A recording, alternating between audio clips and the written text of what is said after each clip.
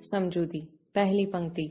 શીલવંત સાધુને વારે વારે નમીએ, જેના બદલે નહીં વર્તમાન રે, ચિત્તની વૃત્તિ જેની સદાય નિર્મળ, જેને માં રાજ થાય મહેરબાન રે.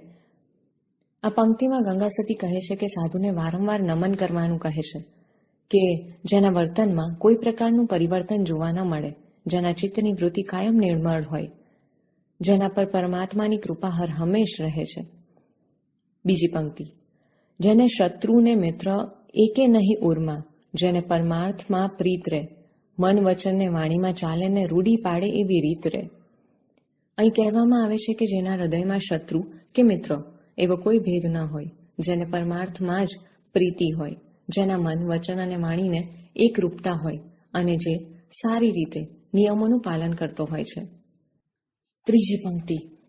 આઠે પોર મન મસ્ત થઈ રેવે, જેને જાગી ગયો તુરિયાનો તાર રે, નામને રૂપ જેણે મિથ્યા કરી જાણ્યું ને સદાય ભજનનો વ્યાપાર રે. આ પંક્તિમાં કહેવામાં આવ્યું છે કે જે આઠે પહોર દિવ્યાનંદમાં રહે છે, જેની બ્રહ્માવસ્થા જાગ્રત થઈ હોય, જેણે નામને રૂપને મિથ્યા કરી દીધા છે અને જેનું મન હંમેશા ભજનમાં પરોવાયેલું હોય છે. ચોથી પંક્તિ. સંગતું કરો તો તમે એવાની કરશો ને તો ઉતરશો ભવ પાર રે, ગંગા સતી એમ બોલ્યા રે પાનબાઈ, જેને વચનુમાં વિશ્વાસ રે. આ પંક્તિમાં ગંગા સતી કહે છે કે તમે એવા સંતનો સંગ કરશો તો સંસાર તરી જશો. ગંગા સતીએ પાનબાઈને કહ્યું કે આવા સંતને પરમાત્માના વચનોમાં વિશ્વાસ હોય છે.